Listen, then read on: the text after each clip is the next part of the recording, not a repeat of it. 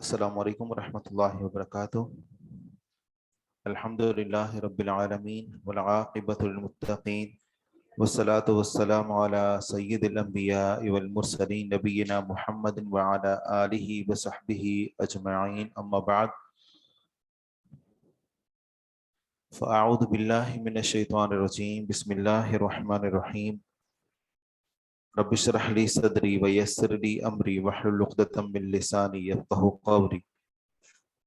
باب ذکر الامر بذالک للحائض عند الاغتسال للاحرام۔ حدیث پڑھیں۔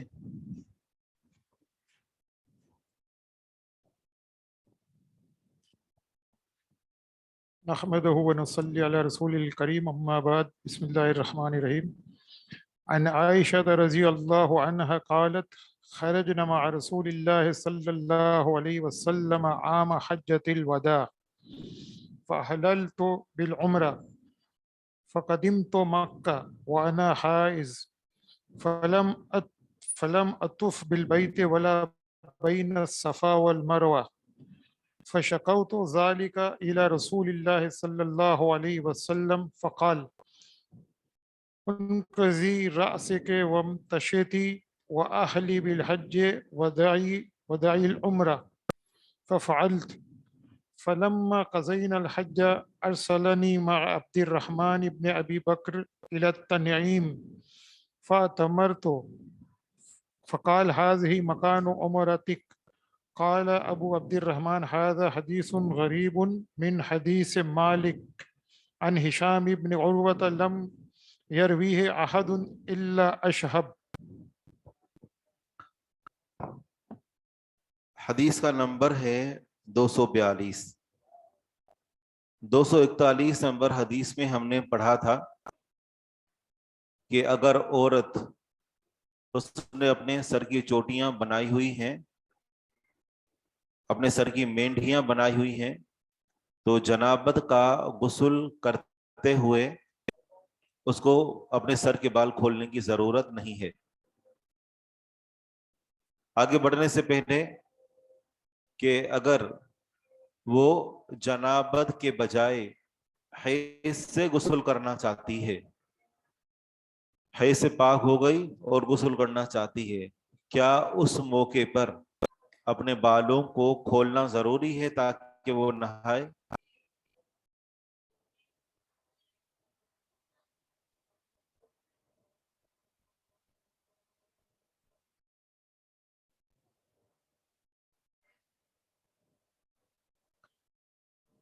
اس حوالے سے ام سلمہ رضی اللہ عنہ کی حدیث موجود ہے، یہاں پر نہیں ہے، اور اس میں جنابت اور حیض دونوں کا ذکر ہے۔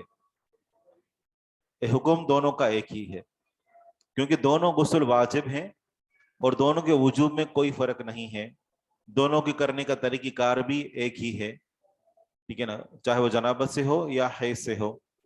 تو اس دونوں صورتوں میں سر کے بالوں کو کھولنا ضرور نہیں ہے، دونوں واجب ہیں غسل، دونوں کے وجوب میں کوئی فرق نہیں ہے، دونوں کی کیفیت میں کوئی فرق نہیں ہے، تو پھر دونوں میں بال کھولنے کی ضرورت نہیں ہے، صرف پانی پہنچانا ضروری ہے۔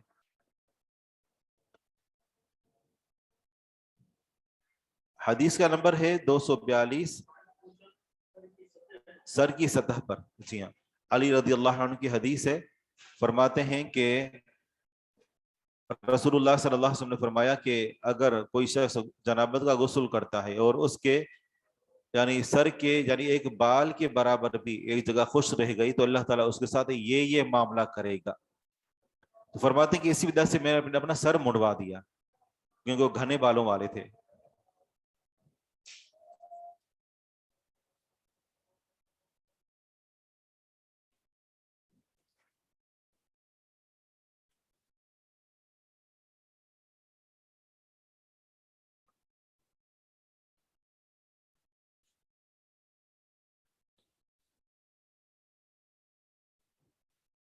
جو میں آپ کو فتویٰ دیا اس فتوے کا میں نے ابھی یہ ابن باز رحمہ اللہ کا فتویٰ عربی کے اندر ہے، اور انہوں نے بھی یہی فتویٰ دیا ہے کہ غسل حیض اور غسل جنابت دونوں کے لیے سر کے بالوں کو کھولنا ضروری نہیں ہے۔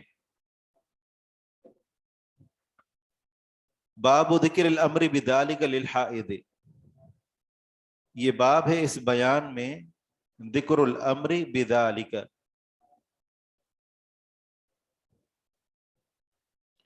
کہ اس معاملے کا حکم للحائض حائضہ کے لیے عند الاغتسال للاحرام، احرام کے لیے غسل کرتے ہوئے۔ اب یہاں پر دیکھیے کہ یہ حکم ہے ایسی عورت کے لیے جو کہ حائضہ ہے اور احرام کے لیے غسل کرنا چاہتی ہے، اس کے لیے یہ حکم ہے کہ وہ، جیسا کہ رسول اللہ صلی اللہ علیہ وسلم نے یہاں عائشہ صدیقہ رضی اللہ عنہ کو سر کے بالوں کے کھولنے کا حکم دیا، تو یہ حکم اس عورت کے لیے ہے جو حیض سے ہو اور احرام کے لیے غسل کرنا چاہ رہی ہو۔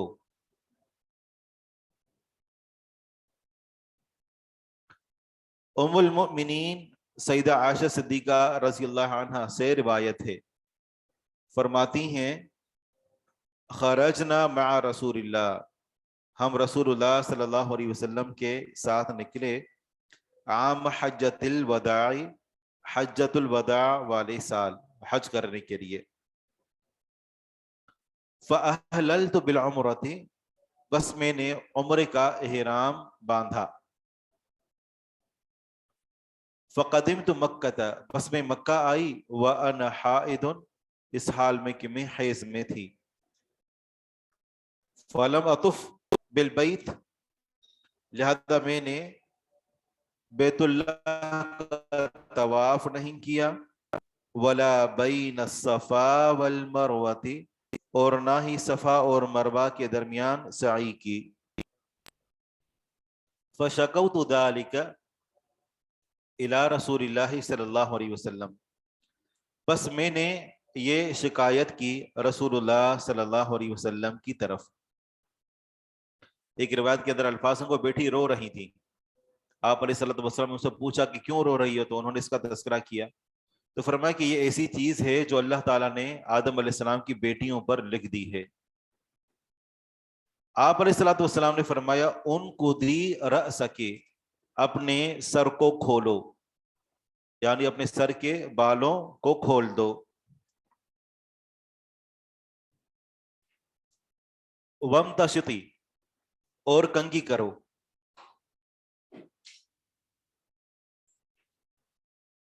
وَأَحِلِّي بِالْحَجِّ، اور حج کا احرام باندھو،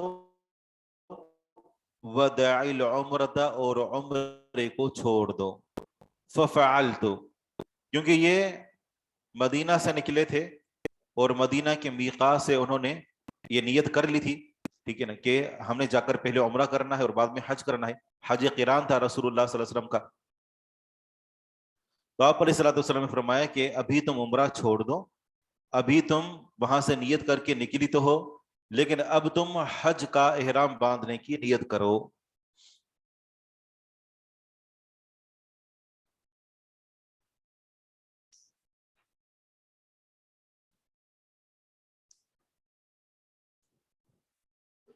وَدَعِي الْعُمْرَةَ، اور عمرہ چھوڑ دو، فَفَعَلْتُ، فرماتے ہیں کہ میں نے ایسے کیا، فَلَمَّا قَضَيْنَا الْحَجَّ، بس جب ہم نے حج کر لیا، ارسلنی مع عبد الرحمن ابن ابی بکر، تو رسول اللہ صلی اللہ علیہ وسلم نے مجھے میرے بھائی عبد الرحمن بن ابی بکر کے ساتھ بھیجا، الی التنعیم، تنعیم مقام کی طرف،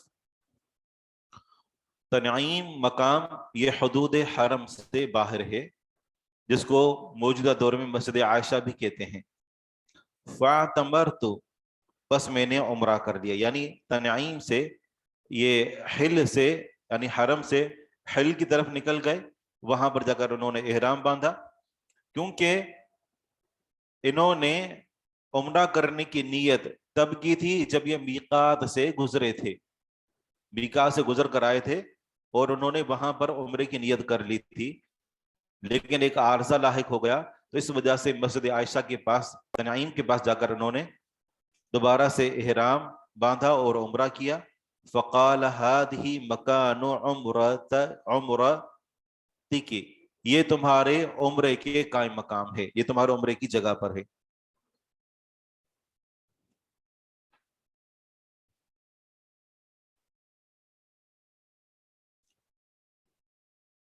یہاں بہت سارے سوال ہو رہے ہیں. ایک سوال تو یہی ہے کہ مسجد عائشہ سے عمرہ کرنا، اگر کسی کے ساتھ یہ والا مسئلہ ہے تو وہ کر سکتا ہے.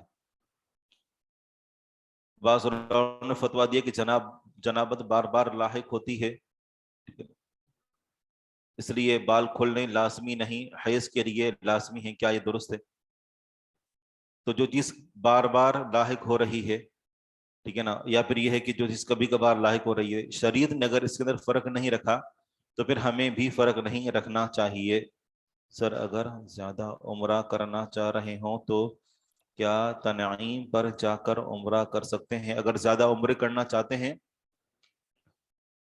تو پھر اس کے لیے یہ ہے کہ جو ایک جگہ ہے طائف کی طرف، جو کہ وہ بھی میقات ہی ہے، تو پھر وہاں پر جا کر عمرے کا احرام باندھ کر وہاں سے کرنا چاہیے.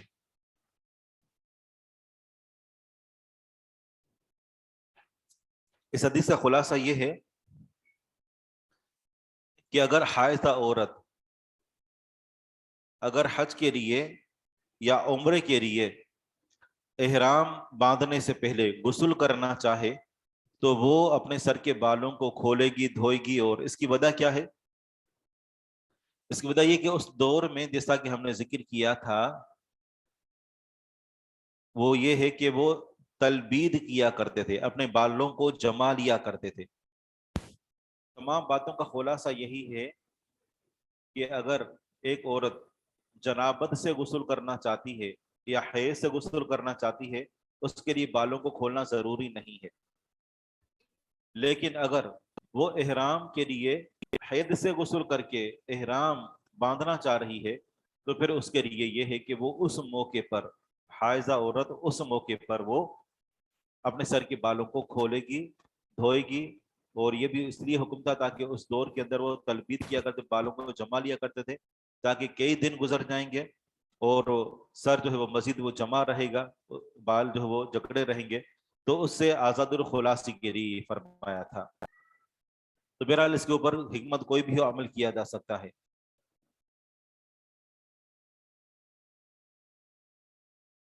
جائرانہ، جی ہاں، جائرانہ یہ میقات ہے.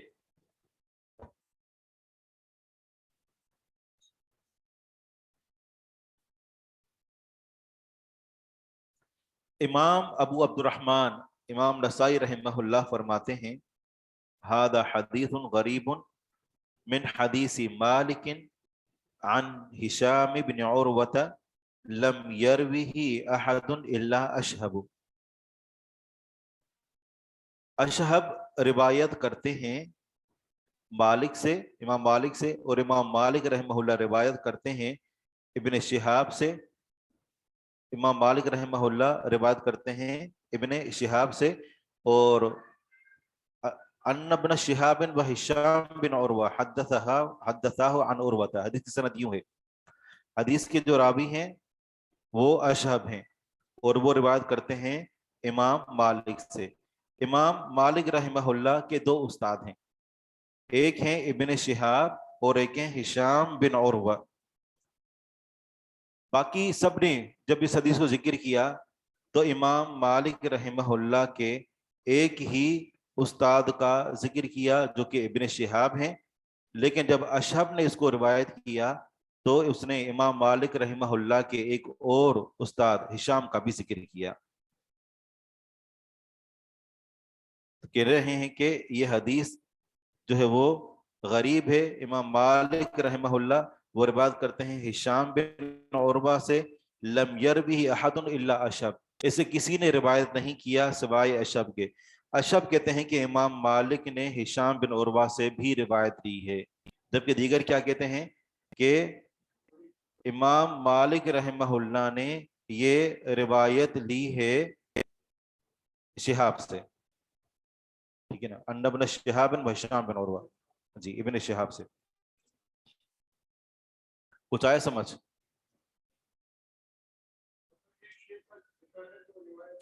صرف اشہب نے ایک اور اضافی شیخ کا ذکر کیا ہے.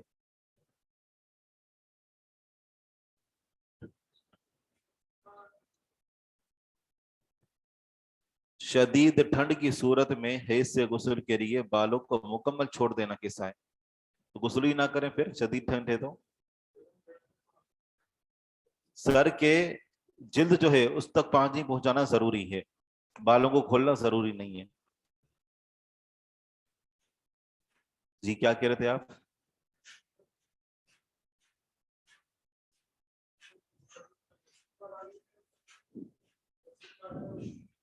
نہیں دونوں سکہ ہیں جی وہ بھی جی۔ آپ اس کو یوں سمجھیے، کہہ رہے ہیں کہ لاسٹ والی بات سمجھنا، اس سند کے حوالے سے کلام ہے۔ ایک راوی ہیں اشہب، وہ امام مالک رحمہ اللہ کے شاگرد ہیں۔ امام مالک رحمہ اللہ کے دوسرے بھی شاگرد ہیں۔ جب اشہب روایت کرتے ہیں امام مالک رحمہ اللہ سے، تو وہ امام مالک رحمہ اللہ کے دو استادوں کا ذکر کرتے ہیں، ایک ابن شہاب اور دوسرے ہشام بن عروہ۔ یہ کون؟ اشہب امام مالک کے دو استادوں کا ذکر کرتے ہیں۔ جبکہ اشہب کے علاوہ امام مالک رحمہ اللہ کے جو دوسرے شاگرد ہیں، جب انہوں نے اس حدیث کو روایت کیا تو وہ کہتے ہیں کہ عن مالکن، اور آگے امام مالک رحمہ اللہ کے جو استاد ہیں وہ روایت کرتے ہیں ابن شہاب سے، انہوں نے ہشام بن عروہ کا ذکر نہیں کیا۔ یہ صرف اشہب ہیں کہ جنہوں نے ہشام بن عروہ کا بھی ذکر کیا ہے۔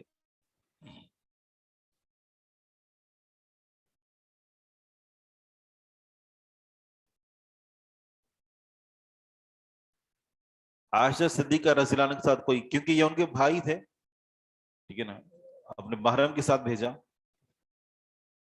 اس کلام کی اہمیت یہ ہے کہ یہ بتانا یہ چاہ رہے ہیں کہ یہ حدیث اگر اس سند کے اندر دو راوی ہوں تو یہ پھر غریب بن جائے گی۔ یہ فن مصطلح کا کلام جنوں سے تعلق رکھتا ہے۔ اصحاب اور صحابہ یہ دونوں ایک ہی ہیں، اصحاب صحابہ یہ دونوں ایک ہی طرح سے استعمال ہوتے ہیں صحابہ کرام کے لیے۔ ذکر غسل الجنب یدیہ قبل ان یدخلہما الاناء، صحابہ کرام نے دوبارہ عمرہ کیوں نہیں کیا، حالانکہ وہ اتنا لمبا سفر کر کے اور پھر جا کر پہنچے تھے مکہ اور مدینہ کے درمیان۔ جب اس دور میں سفر ہوتا تھا کتنے دن لگتے تھے؟ تقریباً شاید ایک ہفتہ لگ جاتا تھا۔ تو ایک ہفتہ سفر کر کے پہنچتے، ایک ہی عمرہ کرتے اور واپس آ جاتے۔ تو یہ صحابہ کرام کا عمل تھا۔ کیونکہ ہمارے ہاں جس طریقے سے ہوتا ہے کہ ایک موقع ملا ہے تو بار بار جا کر عمرہ کریں، بار بار عمرہ کریں، تو یہ صحابہ کرام کا عمل نہیں تھا، ایک ہی سفر میں ایک ہی عمرہ کر دیا۔ ہمارے ہاں اصل میں مسئلہ یہ ہے کہ وہ تو ان کا اپنا ہی ملک تھا، اگرچہ مشقت تھی، لیکن ہمارے ہاں یہ مسئلہ یہ ہے کہ ہمارے ہاں کوئی جاتا بھی ہے تو قسمت سے جاتا ہے، اور دوبارہ جانے کی شاید امید بھی نہیں ہوتی۔ تو اس صورت میں جاتے ہیں اور بار بار عمرے کرتے ہیں، مرحومین کے لیے، خود کے لیے۔ بہرحال غلط نہیں ہے، غلط صرف یہ ہے کہ مسجد عائشہ سے عمرہ کرنا، اور اس کی بھی علماء یعنی اس کی ممانعت جو ذکر کرتے ہیں اور کہتے ہیں کہ اگر کسی کے ساتھ وہ مسئلہ ہو جو عائشہ صدیقہ رضی اللہ عنہ کے ساتھ تھا تو پھر وہ کر سکتا ہے۔ یہ دونوں الگ الگ ہیں، اشہب اور شہاب۔ ذکر غسل الجنوبی، یہ ذکر ہے کہ جنبی کا دھونا، یدیہ اپنے دونوں ہاتھوں کو، قبل ان یدخلہما الاناء ان کو برتن میں داخل کرنے سے پہلے۔ اگر کوئی شخص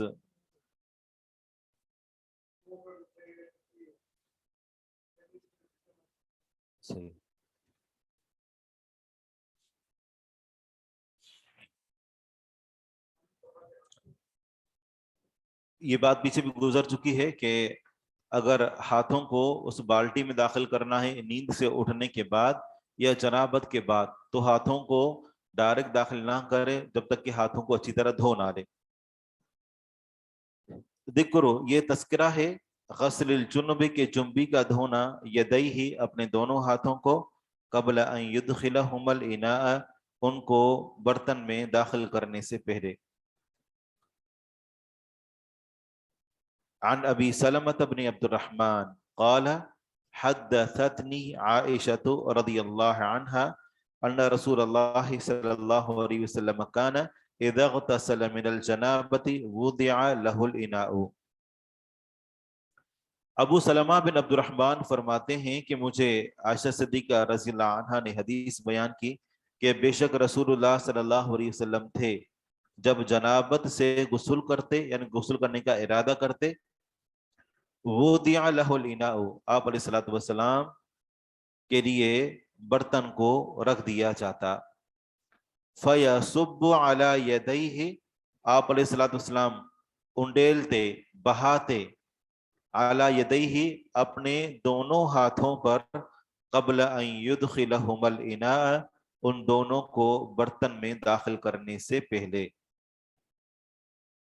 حتی اذا غسل یدیہ، یہاں تک کہ آپ علیہ الصلوۃ والسلام دھو دیتے اپنے ہاتھوں کو، ادخل یدہ الیمنی فی الاناء، اپنا دایاں ہاتھ داخل کرتے برتن میں، ثم صب بالیمنی، پھر پانی بہاتے دائیں ہاتھ کے ذریعے سے، وغسل فرجہ بالیسری، اور اپنی شرمگاہ کو بائیں ہاتھ سے دھوتے۔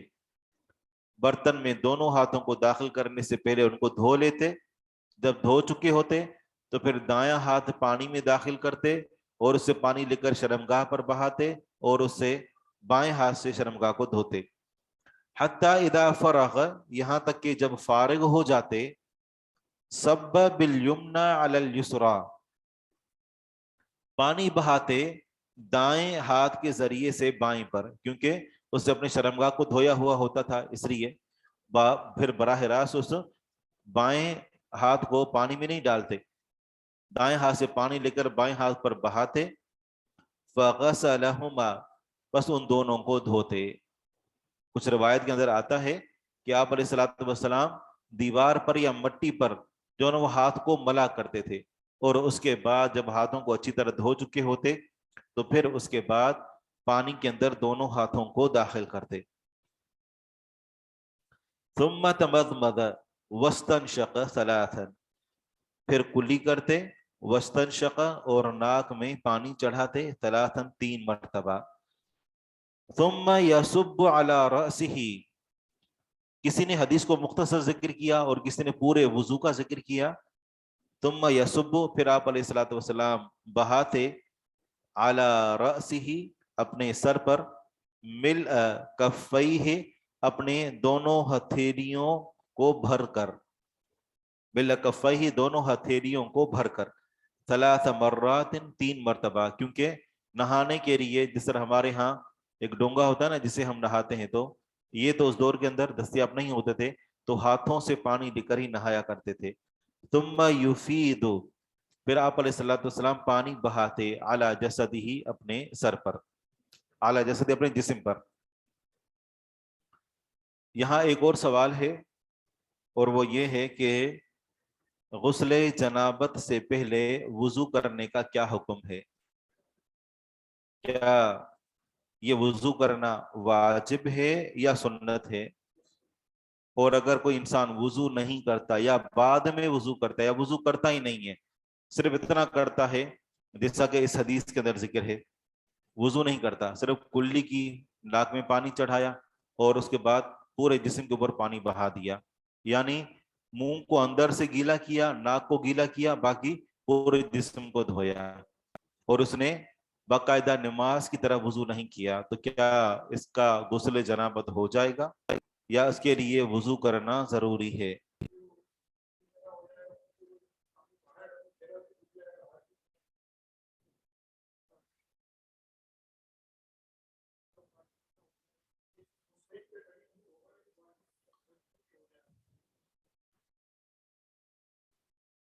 صحیح، اگر کوئی بندہ اس طریقے سے بھی غسل کرتا ہے تو اس کا غسل جنابت ہو جائے گا، جبکہ کچھ تو یہاں تک بھی کہتے ہیں کہ اگر اس نے وضو کی اس میں نیت بھی کر لی ہے اس نہاتے ہوئے میں تو اس کا وضو بھی ہو جائے گا، لیکن بہرحال وضو بہتر یہ ہے کہ وہ علیحدہ سے کر لے، اور اگر کوئی انسان اس طریقے سے غسل کا آغاز کرتا ہے اور آخر میں بھی غسل یہ وضو کر لیتا ہے تو یہ بھی طریقہ کار درست ہے، ٹھیک ہے، لیکن ایک ہی مجلس میں انسان اپنے پورے جسم کے اعضاء کو دھوئے یہ ضروری ہے،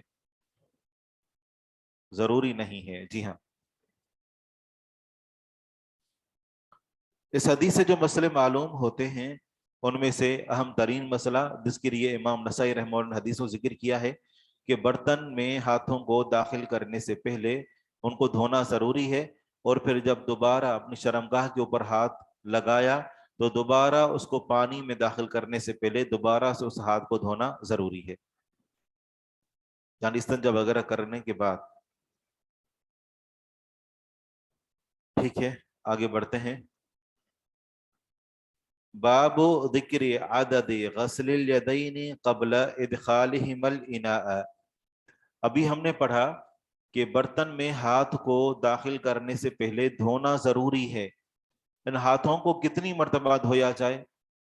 باب، یہ باب ہے ذکر، اس تذکرے کے بارے میں کہ عدد غسل الیدین، دونوں ہاتھوں کو دھونے کی تعداد، قبل ادخالہما الاناء، ان دونوں کو برتن میں داخل کرنے سے پہلے۔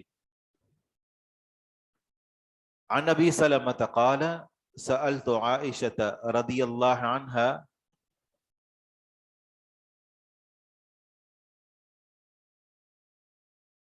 عن غسل رسول اللہ صلی اللہ علیہ وسلم من الجنابۃ فقالت كان رسول اللہ صلی اللہ علیہ وسلم يفرغ على يديه ثلاثا ثم يغسل فرجه ثم يغسل يديه۔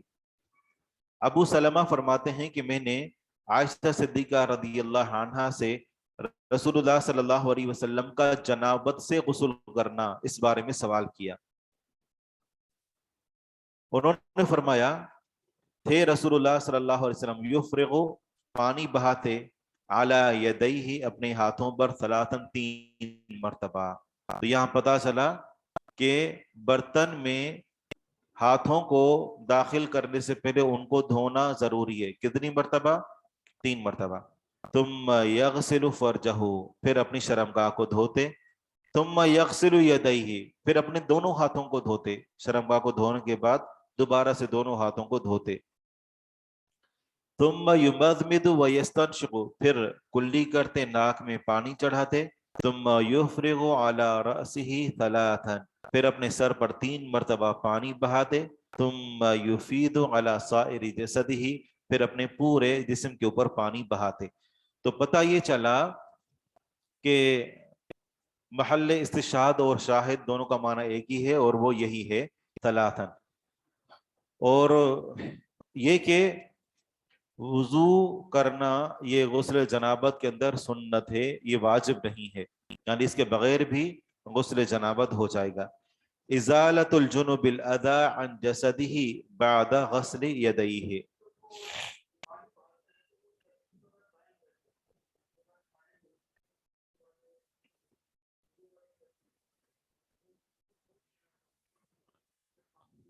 صحیح،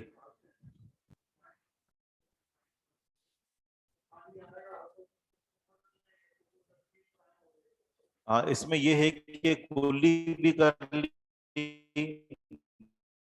ناک میں پانی بھی چڑھا لیا، جب سر کے اوپر پانی، ہاتھ دھل گئے اور بائیں ہاتھ بھی دھل گیا، اور پاؤں تو ویسے بھی آخر میں دھونے ہوتے ہیں۔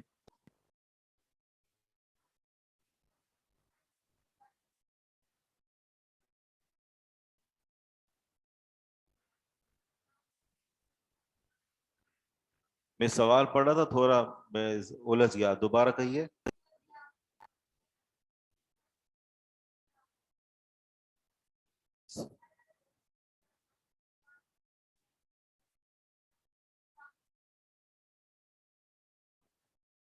اب یہ دیکھیے کہ یہ جو معاملہ ہے کہ نبی صلی اللہ علیہ وسلم جب اس طریقے سے غسل کیا کرتے تھے تو آپ علیہ الصلوۃ والسلام اس کے بعد نماز بھی پڑھا کرتے تھے۔ جب ان احادیث کو اپنے سامنے رکھا جائے تو اس سے ایک قسم کا استدلال ہے، ٹھیک ہے نا۔ جب استدلال ہے تو ظاہری بات ہے حدیثیں اس کے اوپر دلالت کرتی ہیں کہ علیحدہ سے نئے سرے سے جو ہے وہ غسل نہیں کیا کرتے تھے۔ یفید اور یفرغ دونوں کا معنی ہوتا ہے بہانا، اونڈیلنا، جی سب جی ازالت الجنوب الادا عن جسدہ بعد غسل یدیہ. پہلے باب میں ہم نے پڑھا کہ جنابت کے بعد ہاتھوں کو دھونا ضروری ہے. دوسرے باب میں ہم نے پڑھا کہ 3 مرتبہ ہاتھوں کو دھونا ضروری ہے.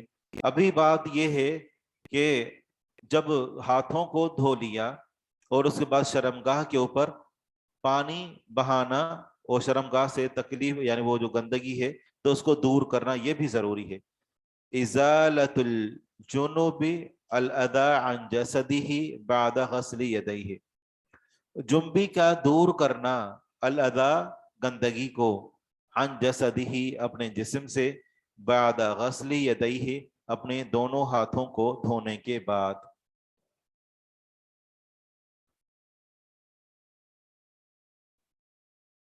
جی ہاں دوبارہ وضو کی ضرورت نہیں ہے لیکن شرط یہی ہے کہ دوران غسل کوئی ایسا کام نہ کیا ہو جس سے وضو ٹوٹ جاتا ہے.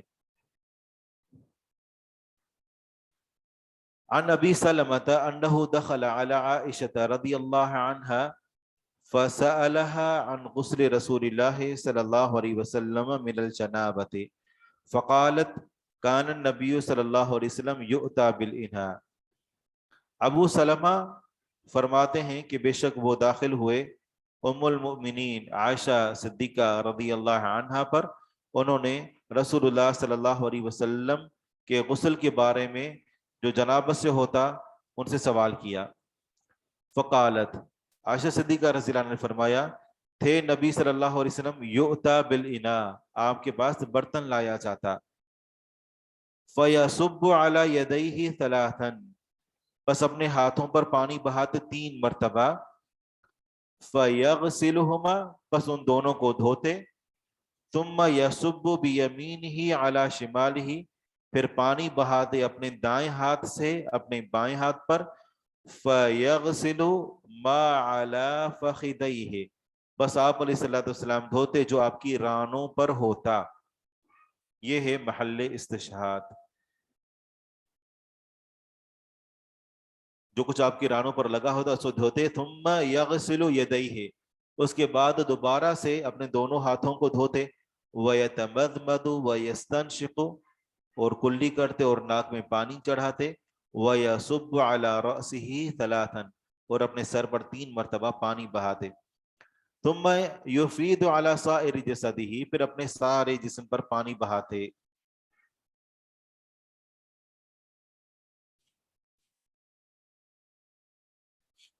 تو ڈائریکٹ جو ہے وہ رانوں کے اوپر پانی کیوں نہیں ڈالا کرتے تھے؟ یعنی جب آپ نے ہاتھ دھو لیے ٹھیک ہے نا تو اس کے بعد نہا کر پانی بہائیں اور پھر ایک جو اگر کہیں گندگی لگی ہوگی تو خود ہی اتر جائے گی. ایسا کیوں نہیں کیا کرتے تھے؟ اس کی وجہ یہ ہے کہ اگر دوبارہ جسم کو ہاتھ لگانا بھی ہے اور وہاں پر گندگی اگر نہیں ہٹی تو وہ ہاتھ کو لگ جائے گی. اور دوسری بات یہ ہے کہ اگر وہ لگی رہی اور وہ وہاں پانی لگنے سے اگر زائل ہو بھی گئی تو زائل ہونے کے بعد جو پانی وہ آگے پھیلے گا تو ظاہر بات ہے جسم پھر سے ناپاک ہو جائے گا. اور یہ بھی کہ ہاتھ لگانا ضروری بھی اس لیے ہوتا تھا کہ عائشہ صدیقہ رضی اللہ عنہا نے فرمایا کہ رسول اللہ صلی اللہ علیہ وسلم کے اس مادے کو میں ہاتھ سے رگڑ کر اتار دی منا کہ وہ جم جاتا تھا. باب اعادت الجنوب غسل یدیہ وہی حدیث بار بار آ رہی ہے کہ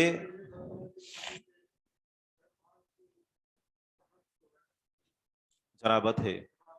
صحیح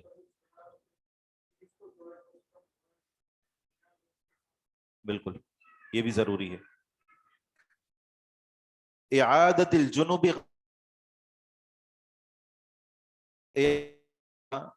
دوبارہ سے دھونا اپنے ہاتھ کو ازالت الاذى عن جسدہ اپنے جسم سے گندگی دور کرنے کے بعد. پہلی مرتبہ ہاتھوں کو دھویا پھر برتن میں داخل کیا پھر اس سے دائیں ہاتھ سے جو ہے وہ پانی بہایا اور بائیں ہاتھ سے اپنے جسم کو صاف کیا اور اس کے بعد دوبارہ سے ہاتھوں کو دھونا ضروری ہے.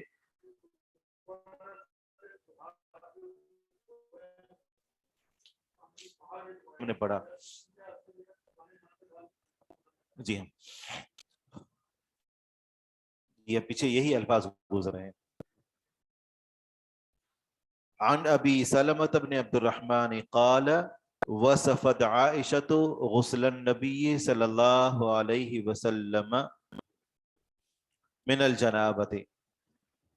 ابو سلمہ بن عبد الرحمن فرماتے ہیں کہ عائشہ صدیقہ رضی اللہ عنہا نے نبی صلی اللہ علیہ وسلم کا جنابت سے غسل کرنا وصفت اس کو بیان کیا. وصفت بیان کیا. قالت انہوں نے فرمایا کانا یغسل یدیہ ثلاثا ہاتھوں کو 3 مرتبہ دھوتے تھے. ثم یفید بیدہ الیمنی علی الیسری پھر دائیں ہاتھ سے بائیں ہاتھ پر پانی بہاتے.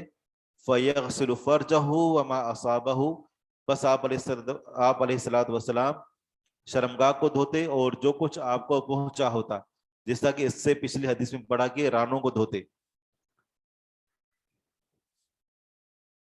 قال عمر ولا اعلمه الا قال يفيد. حدیث ایک راوی ہیں عمر بن عبید فرماتے ہیں ولا اعلمه اور میں نہیں جانتا انہیں الا قال کہ انہوں نے فرمایا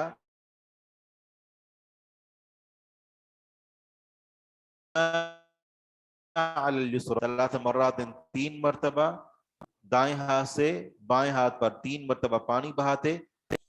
ثم یتمضمض ثلاثا پھر 3 مرتبہ کلی کرتے. ویستنشق ثلاثا 3 مرتبہ ناک میں پانی چڑھاتے.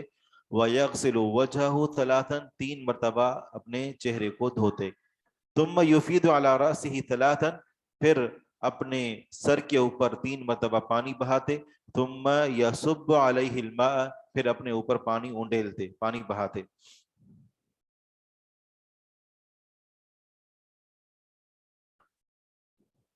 اس سے یہ پتہ چلتا ہے کہ پہلی مرتبہ جب پانی کے اندر ہاتھوں کو داخل کیا جائے گا تو دونوں ہاتھوں کو دھویا جائے گا. پھر اس کے بعد دائیں ہاتھ سے بائیں ہاتھ پر پانی ڈال کر شرمگاہ کو جب دھو لیا تو دوبارہ سے دونوں ہاتھوں کو دھونے کی ضرورت نہیں ہے صرف اس ایک ہاتھ کو کیونکہ وہی ہاتھ جو ہے وہ جسم کو لگا ہے رانوں کو لگا ہے شرمگاہ کو لگا ہے صرف اس ہاتھ کو ہی دھویا جائے گا.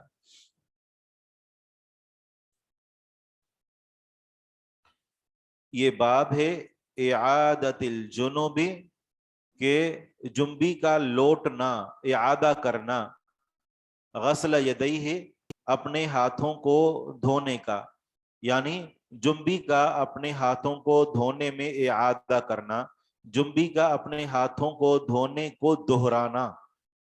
بعد ازالۃ الاذى عن الجسد جسدہ اپنے جسم سے گندگی دور کرنے کے بعد.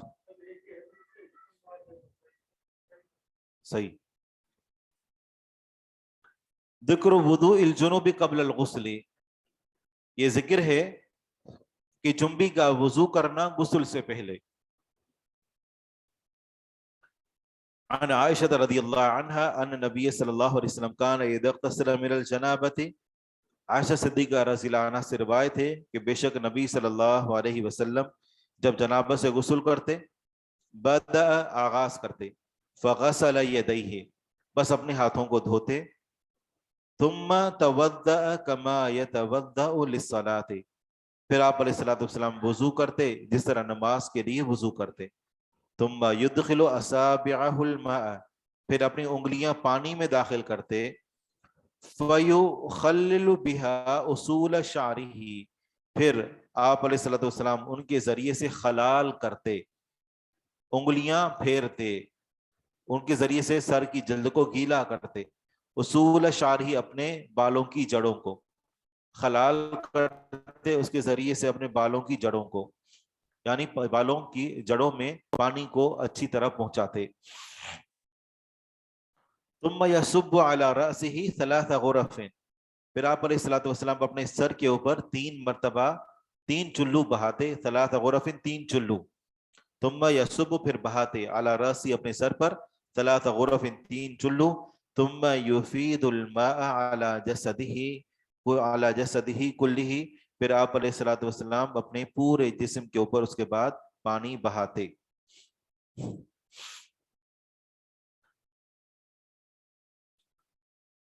جہاں تک پاؤں دھونے کا تعلق ہے تو اس میں اس کا ذکر نہیں ہے. اس سے یہ پتا چلا کہ پاؤں کو یا تو وضو کے ساتھ ہی دھو لیتے تھے، اور بسا اوقات پانی جو ہے وہ جہاں نہاتے تھے تو وہ جگہ گیلی مٹی کی طرح ہوتی تھی، اور یہ ہوتا تھا کہ دوبارہ پاؤں کے اوپر آخر میں پانی بہانا ہی ہے، تو اس وجہ سے بسا اوقات آخر میں پاؤں دھو لیا کرتے تھے. دونوں طریقے درست ہیں. الادا کا معنی ہوتا ہے گندگی. یہ عجیب موسم چل رہا ہے یہاں، یعنی پنکھا بند کر دو تو گرمی ہونے لگتی ہے، پنکھا چلاؤ تو زکام ہونے لگتا ہے.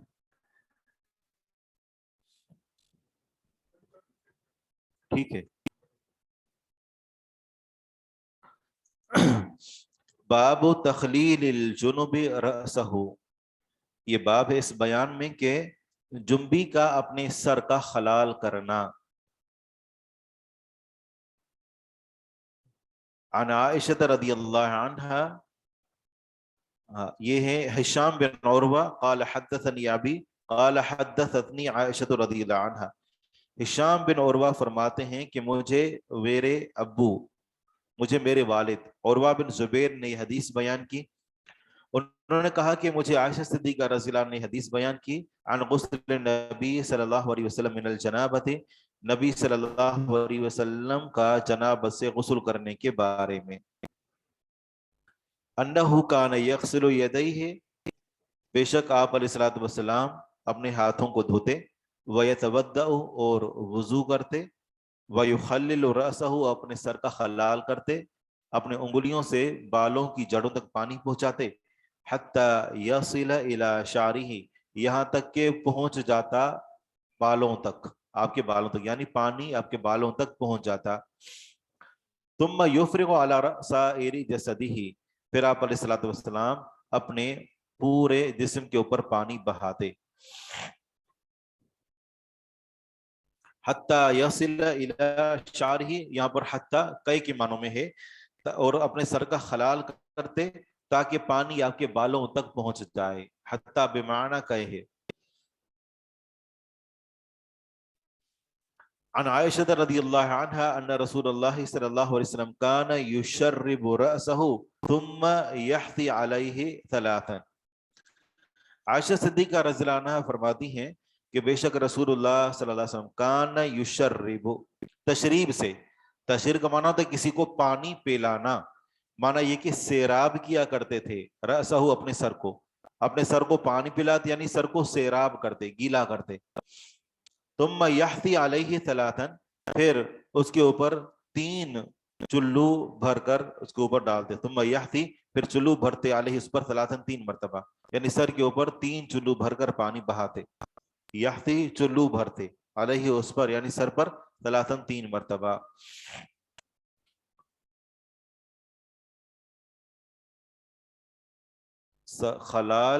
خلال کرنے کا طریقہ یہی ہے کہ اپنے ہاتھوں کو پانی کے اندر ڈالا اور ہاتھوں کو گیلا کر لیا، اور یا پھر یہ ہے کہ وہاں سے جو پانی تھوڑا سا لے لیا اپنے سر کے اوپر ڈال دیا، دائیں طرف بائیں طرف یا اوپر، اور پھر یہ ہے کہ اپنے ہاتھوں کی انگلیوں سے سر کے بالوں کے اندر اس کو گھمایا، یا پھر یہ کہ جس طریقے سے انگلیاں گھمانا ہوتا ہے.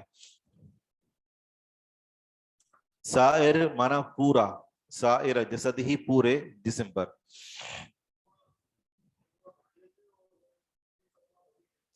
جی ہاں، رضائی.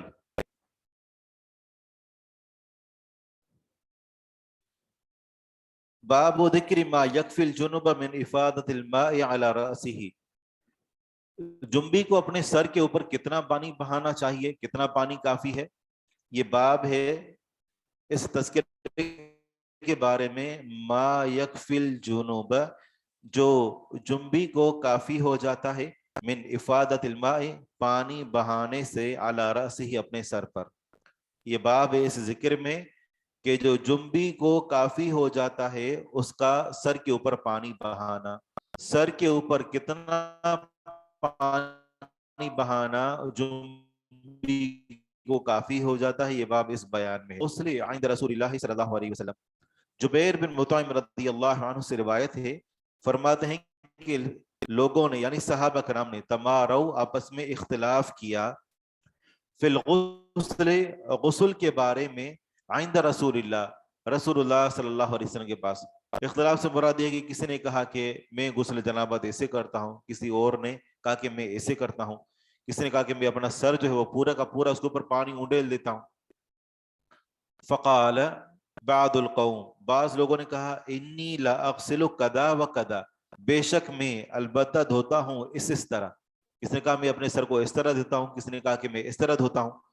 فقال رسول اللہ, تو رسول اللہ صلی اللہ علیہ وسلم نے فرمایا اما انا, جہاں تک میرا تعلق ہے, اما انا رہا میں, یعنی جہاں تک میرا تعلق ہے, فافید علی رأسی ثلاث اکف, بس میں بہاتا ہوں اپنے سر پر ثلاث اکف, تین چلو, تین چلو, یعنی تین چلو اپنے سر کے اوپر بہاتا ہوں اور یہ تینوں مجھے کافی ہو جاتے ہیں.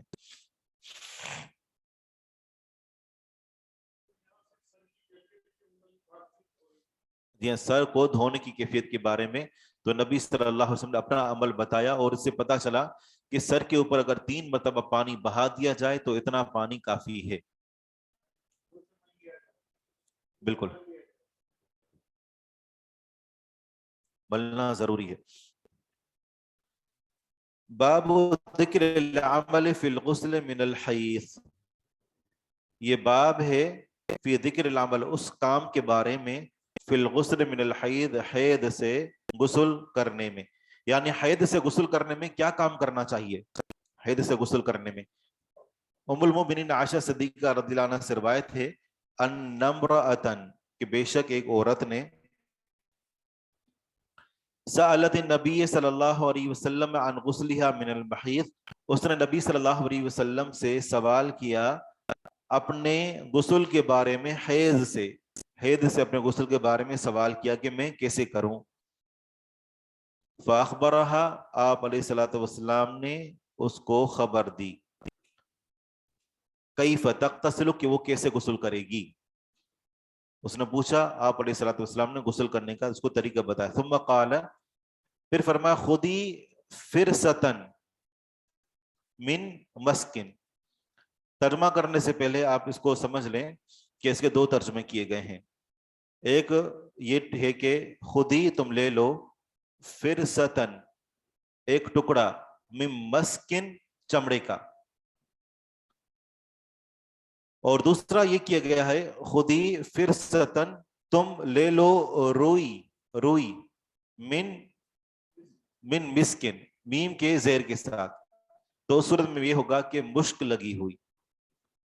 اصل میں یہ اختلاف اس لیے کیا ہے کہ لفظ اسی طرح وارد ہوا بغیر اعراب کے, اور اگر مسک کر دیں تو چمڑا بنتا ہے, مسک کر دیں تو مسک اصل میں اس دور میں ہر ایک کے پاس دستیاب نہیں تھی. مسک عمدہ ترین خوشبو ہوتی ہے. اس سے یہ پتا چلا کہ اپنے جسم کو دھوتے ہوئے اور تکلیف دے, یعنی وہ گندگی ہے اس کو صاف کرتے ہوئے, اپنے جسم کو ایک روئی پر خوشبو لگا کر اور اس کے ذریعے سے اپنے جسم کو صاف کر دینا, یہ ایک پسندیدہ عمل ہے حید سے غسل کرتے ہوئے میں. اگر وہ معنی مراد لیں کہ تم چمڑے کا ایک ٹکڑا لو, تو معنی یہ کہ اس کے ذریعے سے پہلے اپنے ہاتھ کو ڈائریکٹ نہ لگاؤ, بلکہ اس کے ذریعے سے جسم کو یوں رگڑ کر اور پھر اس کے اوپر پانی بہاؤ. اور دوسرے پتہ چلے گا کہ اپنے خون کو صاف کرنے کے لیے پہلے اس روئی کے ٹکڑے پر وہ مشک یا خوشبو یا جو بھی چیز دستیاب ہو, موجودہ دور میں یہ چیزیں بالکل عام ہیں, سستی ہیں, عادی ہیں, ہر ایک کے پاس دستیاب ہیں, تو اس کے ذریعے سے پہلے اپنے جسم کو صاف کر دینا. خود ہی تم لے لو فرستن, روئی, من مسکن خوشبو سے, مشک سے, فتطہری بہا, بس اس کے ذریعے سے تم پاکیزگی حاصل کرو. آپ علیہ الصلوۃ والسلام نے اس کو ڈھکے چھپے لفظوں میں بتایا کہ تم ایک روئی کا کپڑا, روئی کا ٹکڑا لو, اس پر خوشبو لگا اور اس کے ذریعے سے پاکیزگی حاصل کرو. قالت, اس نے پوچھا, کہا, وَكَيْفَ أَتَطَهَّرُ بِهَا, اور میں کیسے پاکیزگی حاصل کروں اس کے ساتھ. فَاسْتَتَرَ كَذَا, آپ علیہ الصلوۃ والسلام نے اس کو اس طرح چھپایا, یعنی ابھی نبی صلی اللہ علیہ وسلم نے اس کو واضح کر کے نہیں بتایا. فَاسْتَتَرَ كَذَا, बस आप अलैहिस्सलातु ने उसे इस तरह छुपाया। सुम्मा क़ाल, फिर आप अलैहिस्सलातु ने फरमाया सुबहान अल्लाह, यानी ताज्जुब किया कि वो समझ नहीं रही। सुम्मा क़ाल, फिर फरमाया सुबहान अल्लाह, ताज्जुब से फरमाया तत्तहरी बिहा, इसके जरिए से जाकर तुम पाकीज़गी हासिल करो। क़ालत आयशा रज़ियल्लाहु अन्हा फजज़बतुल मरअत, आयशा सिद्दीक़ा रज़ियल्लाहु अन्हा फरमाती हैं फजज़बतु, बस मैंने खींच लिया, बस मैंने घसीट लिया, अपनी तरफ उसको खींच लिया। यानी आप अलैहिस्सलातु वस्सलाम के सामने से उसको हटाया कि नबी सल्लल्लाहु अलैहि वसल्लम शर्म और हया में इसको बता नहीं रहे और ये खुलकर सवाल कर रही है। वकुल्तु, और मैंने कहा ततब्बईन बिहा असर दम, कि तुम इसको लगाओ, ततब्बईन बिहा, तुम इसके जरिए से तलाश करो या इसको लगाओ, असर दम, खून के निशानात को, जहां जहां खून के निशानात हैं तो वहां तुम इसका रुई के टुकड़े को लगाओ और उसके बाद तुम गुस्ले जनाबत, गुस्ले हैद करो।